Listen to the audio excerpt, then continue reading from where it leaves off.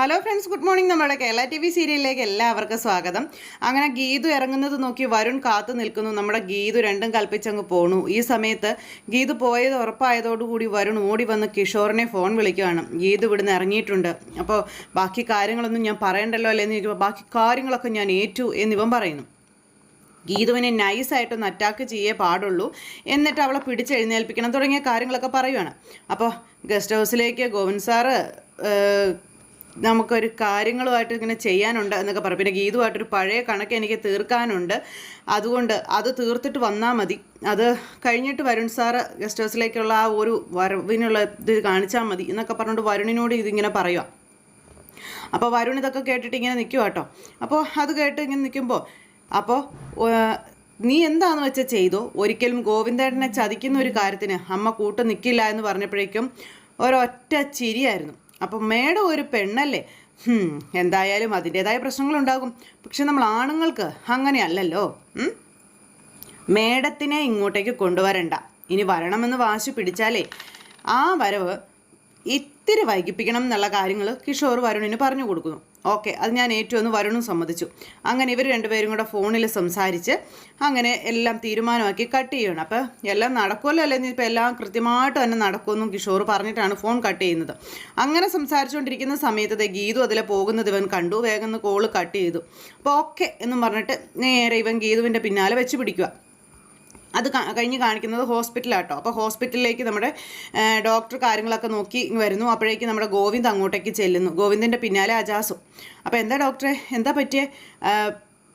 ഒരു റിലേറ്റീവിനെ സീരിയസ് ആയിട്ട് ഇവിടെ എത്തിച്ചിട്ടുണ്ടെന്നുള്ള കാര്യം പറഞ്ഞു എന്നൊക്കെ ഇങ്ങനെ പറയുമ്പോൾ നമ്മുടെ അജാസ് ഇതൊന്ന് കേൾക്കുക. അപ്പോൾ ഡോക്ടർ പറഞ്ഞു, വിജയലക്ഷ്മി മാഡം സാറിൻ്റെ റിലേഷനാണോ എന്നിങ്ങനെ അജാസ് ചിന്തിക്കുന്നു. ഗോവിന്ദ്, നിങ്ങളുടെ അമ്മ ട്രീറ്റ്മെൻറ്റിനായി ഇവിടെ വന്നിരുന്നു എന്നുള്ള കാര്യം പറഞ്ഞു. വിജയലക്ഷ്മി ഗോവിന്ദ് സാറിൻ്റെ അമ്മയായിരുന്നു എന്നൊക്കെ അജാസ് ചിന്തിക്കുക കേട്ടോ. അമ്മ ഇവിടെ ഉണ്ടായിരുന്നു, സ്കാനിങ് കഴിഞ്ഞ റെസ്റ്റിലായിരിക്കും എന്നുള്ള കാര്യങ്ങൾ ഇങ്ങനെ പറഞ്ഞപ്പോൾ ഇപ്പോൾ ഉറപ്പായി വിജയലക്ഷ്മി മാം ഗോവിന്ദ് സാറിൻ്റെ അമ്മയാണെന്ന്. പിന്നെ എന്തുകൊണ്ടാണ് സാർ ഇത്രയും കാലം ഇതൊക്കെ ഒളിപ്പിച്ച് വെച്ചത് എന്നിങ്ങനെ ചോദിച്ചപ്പം സിസ്റ്റർ ഇദ്ദേഹത്തിൻ്റെ അമ്മയോട് ഇവിടെ വെയിറ്റ് ചെയ്യാൻ പറഞ്ഞില്ലേ, വേറെ എവിടെ പോയെന്ന് ചോദിച്ചപ്പം ഞാനിവിടെ ഉണ്ട് സാറേ എന്നും പറഞ്ഞുകൊണ്ട് ദേ വരുന്നു വിലാസിനി പറന്ന്. അപ്പോൾ പെട്ടെന്ന് ഷുഗർ കുറഞ്ഞു പോയതുപോലെ ഒരു ചായ കുടിക്കാൻ വേണ്ടി പോയതാ, ഇപ്പം എനിക്ക് കുഴപ്പമൊന്നുമില്ല എന്നൊക്കെ പറഞ്ഞിരിക്കുമ്പം ഇതാണോ ഗോവിന്ദ് സാറിൻ്റെ അമ്മ, ഇത് അമ്മായിയമ്മയാ എന്ന് പറഞ്ഞു അജാസ്. നീ ഇത് പിടിച്ചേ എന്നും പറഞ്ഞ് അത് കൊടുത്തിട്ട് സാറേ അമ്മായിയമ്മയായിട്ടല്ല എൻ്റെ സ്വന്തം അമ്മയായിട്ടാണ് ഗോവിന്ദ് മോൻ കാണുന്നതെന്നൊക്കെ ഡോക്ടറോട് അമ്മ പറയുന്നു.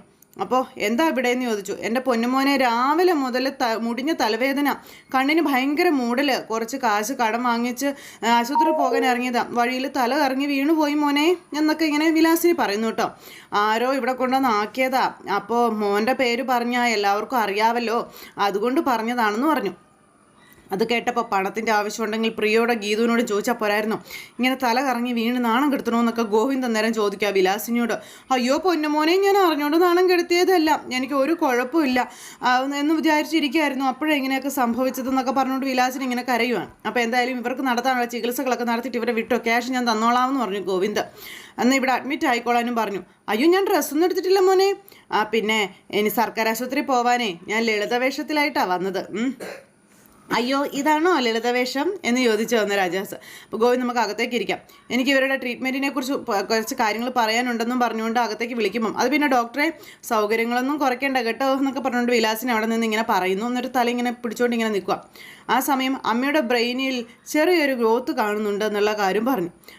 നമുക്ക് കൾച്ചറിന് അയക്കാം, ചിലപ്പോൾ ഒരു കുറച്ച് ആൻറ്റിബയോട്ടിക്കും കാര്യങ്ങളൊക്കെ വേണ്ടി വരും, എന്തായാലും മറ്റ് ചില ടെസ്റ്റുകൾ കൂടി നടത്തണം എന്നുള്ള കാര്യം പറഞ്ഞു. അപ്പോൾ ആ സമയത്ത് തന്നെ ഗോവിന്ദേട്ടൻ എത്തിയില്ലെങ്കിൽ അതോടെ മാനവും പോകും, എൻ്റെ ജീവിതവും തീരുമെന്ന് പറഞ്ഞു. ഗീതു പറഞ്ഞ കാര്യങ്ങൾ ഇങ്ങനെ ഗോവിന്ദൻ ആലോചിക്കുക. അപ്പോൾ എനിക്ക് ജീവനുണ്ടെങ്കിൽ ഞാൻ എവിടെ എത്തിയിരിക്കുന്നു ഗോവിന്ദ് പറയുന്നു. അപ്പോൾ അജാസ് വിലാസിനിയുടെ ചുറ്റിനും ഇങ്ങനെ നടക്കുന്നു. വിലാസിനിയാണെന്നുണ്ടെങ്കിൽ ഇങ്ങനെ എന്താകും എന്നുള്ളൊരിതിലിരിക്കുമ്പോൾ അജാസിനും ആകെ ടെൻഷനാണ്. അങ്ങനെ മൊത്തത്തിൽ കാര്യങ്ങളെല്ലാം ഭയങ്കര ഇതായി. ഈ സമയം നമ്മുടെ ഗീതു പറഞ്ഞതുപോലെ തന്നെ സ്ഥലത്ത് എത്തുന്നു. അപ്പോഴേക്കും ഗീതുവിനെ പിടിക്കാനായിട്ട് അവിടെ വീഡിയോ റെക്കോർഡ് ചെയ്യുന്നു സുവർണ. കാര്യങ്ങളെല്ലാം അങ്ങനെ നടക്കുക കേട്ടോ. പാവം നമ്മുടെ ഗീതു ഇതൊന്നും അറിയാതെ അകത്തേക്ക് കയറുവാട്ടോ. സുവർണയാണെങ്കിൽ വളരെ ഹാപ്പി ആയിട്ടാണ് നിന്ന് വീഡിയോ ക്ലിപ്പുകൾ എടുക്കുന്നത്. അങ്ങനെ കുറച്ച് കഴിഞ്ഞപ്പോഴേക്കും കിഷോർ അങ്ങോട്ടേക്ക് എത്തുന്നു. അങ്ങനെ ഇവർ രണ്ടുപേരും കൂടി അങ്ങോട്ടേക്ക് വന്ന് 4 പാടും ആരെങ്കിലും ഉണ്ടോ എന്നൊക്കെ നോക്കുന്നു. അതിനുശേഷം കിഷോർ പുറത്ത് നിന്ന് മൊത്തത്തിൽ നോക്കിയിട്ട് അകത്ത് കയറി ഡോറ് ലോക്ക് ചെയ്തു. അങ്ങനെ നിൽക്കുമ്പോൾ നമ്മുടെ ഗീതു അവിടെ ചെന്നത് ഇതെല്ലാം എടുത്ത് വെച്ചുകൊണ്ടിരിക്കുക. അപ്പോൾ തിരിഞ്ഞു നോക്കുമ്പോൾ കിഷോറിനെ കണ്ടത് നമ്മുടെ ഗീതു ഞെട്ടിപ്പോയി. ശരിക്കും ഞെട്ടിയെന്ന് പറഞ്ഞാൽ ശരിക്കും ഞെട്ടി. ആ സമയം ആര് പറഞ്ഞിട്ടാണ് നീ ഇങ്ങോട്ട് വന്നത് എന്ന് ഗീതു ചോദിച്ചു. നീ എവിടെയൊക്കെ പോകുന്നു അവിടെയൊക്കെ ഞാനും വരുമെന്ന് കിഷോർ ഗീതുവിനോട് പറഞ്ഞു. ഗീതുവിന് ടെൻഷനായി തുടങ്ങി. അപ്പോൾ പൂവിൻ്റെ നേരെ വണ്ട് ചെല്ലുന്നത് പോലും ഞാൻ വരുമെന്നും പറഞ്ഞു ഗീതുവിനോട് പറയുമ്പോൾ മര്യാദയ്ക്ക് ഇറങ്ങി പോടാന്ന് പറഞ്ഞു ഗീതു കിഷോറിനോട്. അപ്പോഴേക്കും നമ്മുടെ ഗീതുവിൻ്റെ കൈകളിൽ അവൻ തൊട്ടു. മാറി നിൽക്കടാ എന്നും പറഞ്ഞുകൊണ്ട് ഗീതു ദേഷ്യപ്പെടുക. അപ്പോൾ അന്ന് നമ്മൾ ആ ഫ്ലാറ്റിൽ നിന്ന് അവസാനിച്ചെടുത്ത് നിന്നും ഇന്നിവിടെ തുടങ്ങാമെന്നും പറഞ്ഞുകൊണ്ട് ഗീതുവിനോട് അപമര്യാദയായിട്ട് ഇവൻ പെരുമാറാൻ ശ്രമിക്കുമ്പോൾ ഗീതു അന്നത്തെ കാര്യങ്ങൾ ആലോചിക്കുക. ആ ഒരു സമയം നമ്മുടെ ഗീതുവിൻ്റെ തല ഇങ്ങനെ മരച്ചു പോകുന്നൊരവസ്ഥ. ഇന്ന് നീ രക്ഷപ്പെടില്ല, പക്ഷേ ഇന്ന് നിന്നെ ഞാൻ വെറുതെ വിടില്ല എന്ന് പറഞ്ഞു. അപ്പോൾ പുറത്ത് പോകുന്ന നിനക്ക് നല്ലതെന്ന് ഗീതു. അപ്പോൾ ഇല്ല മോളെ, പല തവണയായി എൻ്റെ ജീവിതം കവർന്നെടുത്തത് തകർത്തത് നീയാണെന്ന് പറഞ്ഞു. അപ്പോൾ നീയായിട്ട് നശിപ്പിച്ചതാണ് നിൻ്റെ ജീവിതം. ആ പണത്തിനോടും ഉയർന്ന സ്ഥാനമാനങ്ങളോടുമുള്ള നിൻ്റെ ആർത്തിയാണ് ഇതിനൊക്കെ കാരണം. കാത്തിരിക്കാൻ എന്നെ നീ പ്രേരിപ്പിച്ചിട്ട് നീ നിൻ്റെ ജീവിതം തേടി പോയവനല്ലേന്ന് ചോദിച്ചു ഗീതു. നീ എന്നെ ചതിച്ചെങ്കിലും കണ്ണേട്ടനെ പോലെ ഒരാളെ എനിക്ക് കിട്ടിയതുകൊണ്ട് അതൊരു നഷ്ടമല്ലായിരുന്നു എന്ന് പറഞ്ഞപ്പം ഗോവിന്ദ് സാറിനൊപ്പം ജീവിക്കാൻ നീ എന്തിനാടി എന്നെ തരം താഴ്ത്തിയതെന്ന് ചോദിക്കുക. ഒരു ഏഴാം കൂലിയാക്കി എന്നെ മാറ്റിയത് നീ ഒരു അവസരവാദി ആയതുകൊണ്ടാടാ. സ്നേഹത്തെക്കുറിച്ചല്ല ലാഭത്തെക്കുറിച്ച് മാത്രമാണ് നീ എപ്പോഴും ചിന്തിക്കുന്നതെന്ന് പറഞ്ഞപ്പം അതേടി അന്നും ഇന്നും എന്നും ഞാനൊരു ലാഭക്കൊതിയൻ തന്നെയാണ്, പക്ഷേ എന്നെ ഒരു റിയൽ ഇതാക്കി മാറ്റി നീയാണെന്നൊക്കെ പറഞ്ഞപ്പോൾ കിഷോർ നീ ഇവിടുന്ന് പോകാൻ പറഞ്ഞു. നീ സ്വയം അപകടം വരുത്തി വെക്കുകയാണെന്നുള്ള കാര്യം പറഞ്ഞപ്പം ഇത് അപകടമൊന്നുമല്ല അവസരമാണെന്ന് കിഷോർ ഗീതുവിനോട് പറയുന്നു. ഗോവിന്ദ് മാധവൻ എന്ന എൻ്റെ ഭർത്താവ് ആഗ്രഹത്തോടെ ഈ ദേഹത്തൊന്ന് തൊട്ടിട്ട് പോലുമില്ലെന്ന് എനിക്കറിയാമെന്നും നിൻ്റെ ജീവിതത്തിലെ ആദ്യത്തെ പുരുഷൻ ഞാനായിരിക്കണം എന്ന ആഗ്രഹമാണ് എനിക്കുള്ളതെന്നൊക്കെ പറയുവാണ്.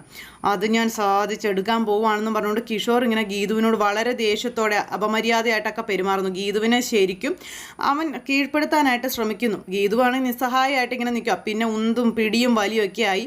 അപ്പോഴേക്കും നമ്മുടെ ഗീതു ഓടിപ്പിടിച്ച് മുകളിലേക്ക് കയറുന്നു. പിന്നെ അവർ തമ്മിലുള്ള ആ ഒരു ഫൈറ്റും കാര്യങ്ങളൊക്കെയാണ് നടക്കുന്നത്. ഈ സമയം വരുൺ പുറത്തു വരുന്നു. സുവർണ ഇത് കാത്തു നിൽക്കുന്നു. ഗീതു വന്നതും തൊട്ടു പിന്നാലെ കിഷോർ എത്തിയതും ഷൂട്ട് ചെയ്തിട്ടുണ്ടെന്നുള്ള കാര്യങ്ങൾ പറയുന്നു. അപ്പോൾ ഇതെല്ലാം ഇവർ പ്ലാൻ ചെയ്ത് സംസാരിക്കാം. എന്തായാലും അവൻ ചെറുതായിരുന്നു കക്കാൻ വന്നതാ, അവൻ കട്ടിട്ട് പോട്ടെ എന്ന് പറഞ്ഞപ്പം ഇതെങ്ങാനും ഗോവിന്ദ് സാർ അറിഞ്ഞാൽ മൊത്തത്തിൽ പ്രശ്നമാകുമെന്ന് പറഞ്ഞു. അവൻ ഗീതു വിളിച്ചു വരുത്തിയെന്ന സ്റ്റാൻഡിൽ തന്നെ ഉറച്ചു നിൽക്കും. പിന്നെ അവരെവിടെ ഒന്നിച്ചു വന്നതിൻ്റെ ഇത്രയും സമയം ഒന്നിച്ചു കഴിഞ്ഞതിൻ്റെയും തെളിവുകളൊക്കെ ഉണ്ടല്ലോ, നമുക്ക് വിളിച്ചു നോക്കാം എന്നും പറഞ്ഞ് അങ്ങനെ വരുണെടുത്ത് ഫോൺ എടുത്ത് വിളിക്കുവാണ്. അപ്പോൾ ഇപ്പോൾ വിളിക്കണമെന്ന് ചോദിച്ചപ്പം കൂട്ടത്തിലൊരു വലിയേട്ടൻ്റെ സ്ഥാനമുള്ളത് നല്ലതാണെന്നൊക്കെ വരുൺ പറയും കേട്ടോ. അങ്ങനെ ഇവരിവിടെ പ്ലാൻ ചെയ്ത് സംസാരിച്ചുകൊണ്ടിരിക്കുന്നു. പിന്നെ ആ വീട്ടിൽ എന്താ സംഭവിക്കുന്നത് എന്നുള്ളത് കാണിക്കുന്നില്ല. നമ്മുടെ ഗീതുവാണ് ഒരു മുറിയിൽ കയറി ഒളിച്ചിരിക്കുന്നു. ഇവൻ ഷൂളം വിളിച്ച് ഇവൻ പെരക്കകത്തോടെ മുഴുവൻ നടക്കും. അവിടെ ഒന്നും ഗീതുവിനെ കാണുന്നില്ല കേട്ടോ. ഇതിലെല്ലാം നടക്കുന്നു. ആ സമയം ഇവൻ തപ്പി ഒരു മുറിയിലേക്ക് വന്നു. ആ മുറിയിൽ വന്നു കഴിഞ്ഞപ്പോഴേക്കും ഗീതു അവിടെ ഇരിക്കുന്നു. ഗീതു അവിടെ തിരിഞ്ഞിരിക്കുക. ഇവൻ അങ്ങോട്ട് കയറി വന്ന് ഇനി കുറച്ച് സമയം മാത്രം മതി, അത് കഴിഞ്ഞാൽ നിൻ്റെ കണ്ണേട്ടൻ്റെ മുൻപിൽ തലയുയർത്തിപ്പിടിച്ച് നിൽക്കാൻ നിനക്ക് കഴിയില്ല എന്ന് കിഷോർ പറയണം. കാമുകനൊപ്പം കഴിഞ്ഞിട്ട് വരുന്ന നിന്നെ അയാൾ ഒരിക്കലും വിശ്വസിക്കില്ല എന്നുള്ള കാര്യങ്ങൾ പറയുന്നു ഗീതുവിനോട്. അപ്പോൾ അതൊക്കെ കേട്ടിങ്ങനെ ഇരിക്കുക ഗീതു.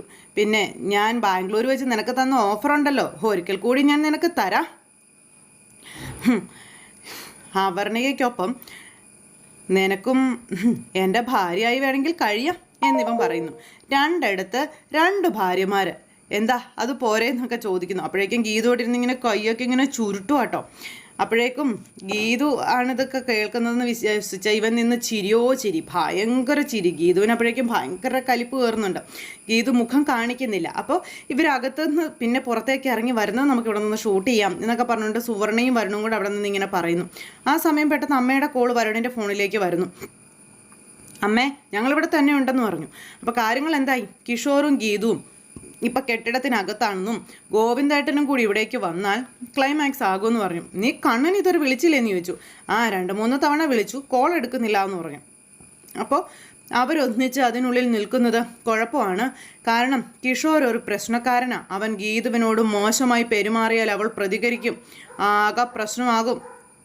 അതുകൊണ്ട് ഗീതുവിൻ്റെ അടുത്ത് കിഷോറിനെ അധികം നേരം കൊടുക്കരുതെന്ന് പറഞ്ഞു. അമ്മ ഗോവിന്ദേട്ടൻ ഇവിടെ എത്തേണ്ട താമസമുള്ളെന്ന് പറഞ്ഞപ്പം അതൊന്നും നോക്കണ്ട, നിങ്ങൾ പെട്ടെന്ന് ഗസ്റ്റ് ഹൗസിനകത്തേക്ക് കയറിക്കോളാൻ പറഞ്ഞു. കിഷോർ കൈവിട്ട് പോകാൻ നോക്കണമെന്ന് പറഞ്ഞു. ഹലോ അമ്മേ, ഞാൻ ഇപ്പം തന്നെ അകത്തേക്ക് കയറിക്കോളാം എന്നും പറഞ്ഞുകൊണ്ട് ഇങ്ങനെ ആ ഒരു ഇതിലിങ്ങനെ പറഞ്ഞിട്ട് ഫോൺ അങ്ങ് കട്ട് ചെയ്തു. ഈ സമയം കിഷോർ അങ്ങനെ ആർത്തി പിടിച്ച് ഇങ്ങനെ ഗീതുവിൻ്റെ അടുത്തേക്ക് ചെന്നുകൊണ്ടേ ഇരിക്കുക. ഇനി നീ ഇവിടുന്ന് എവിടെ കൂടുവടി എന്ന് ചോദിച്ചു. എൻ്റെ ചോദ്യങ്ങൾക്ക് എന്താ നിൻ്റെ മറുപടി എന്ന് കിഷോർ ചോദിക്കുന്നു. ഇത് നമുക്ക് മുന്നിലേ അധികം നേരമൊന്നും ഇല്ല എന്നൊക്കെ ഇവനിങ്ങനെ പറയുക കേട്ടോ. മറുപടി ഞാൻ തന്നാൽ മതിയോ എന്ന് അന്നേരത്തേക്ക് എന്തേ പിറകിൽ നിന്നൊരു ശബ്ദം. ആ ശബ്ദത്തിൽ കിഷോർ പകച്ചുപോയി. ഗീതുവിനെ നശിപ്പിക്കാൻ വേണ്ടി മുറിക്കകത്ത് കയറി പരാക്രമം കാണിക്കാൻ നോക്കിയതാ. ആ കിഷോറിൻ്റെ മുന്നിലേക്കാണ് നമ്മുടെ ഗോവിന്ദ് എത്തുന്നത്. ഗോവിന്ദ് ഇങ്ങനെ എത്തിയപ്പോഴേക്കും കിഷോർ ഭൂമി പിളർന്ന് താഴേക്ക് പോയാൽ മതി എന്നുള്ളൊരിതിൽ ഇങ്ങനെ നിൽക്കുക. അവൻ്റെ സകല ഇടപാടുകളും തീർന്നു. അങ്ങനെ ആ ഒരു സമയം ആരും പ്രതീക്ഷിക്കാതെ ഗോവിന്ദ് അവിടെ എത്തുമെന്ന് ഇവനൊട്ടും പ്രതീക്ഷിച്ചില്ലല്ലോ. അപ്പോൾ ഗോവിന്ദ് സാർ, എന്നെ തെറ്റിദ്ധരിക്കരുത്, എന്നെ ഇവിടേക്ക് വിളിച്ചു വരുത്തിയത് മേഡമാണ് എന്നും പറഞ്ഞുകൊണ്ട് ഇങ്ങനെ പറഞ്ഞപ്പം ഏത് മേഡമാണെന്ന് ചോദിച്ചു. ആ ഇരിക്കുന്ന മേഡം ആണോ എന്ന് ചോദിച്ച് ഇങ്ങനെ ഇരിക്കുമ്പം കിഷോർ ഇങ്ങനെ കൈ നീട്ടുന്നു. നോക്കുമ്പോൾ ആരാ? നമ്മുടെ അവർണികയാണ് അവിടെ ഇരിക്കുന്നത്. ഈ പോട്ടൻ എല്ലാം നശിപ്പിച്ച് കോളം തോണ്ടി. ഇപ്പം തന്നെ വരുണൊക്കെ വരും. അടുത്ത അവന്മാർക്കിട്ടുള്ളത് അവിടെ കിട്ടിക്കോളും. അപ്പോൾ അങ്ങനെയുള്ള രസകരമായിട്ടുള്ള കഥയായിട്ടാണ് ഇന്നത്തെ നമ്മുടെ കഥ അവസാനിച്ചിട്ടുള്ളത്. അപ്പോൾ എല്ലാവരും കാത്തിരുന്ന് കാണുമല്ലോ അല്ലേ? എല്ലാവർക്കും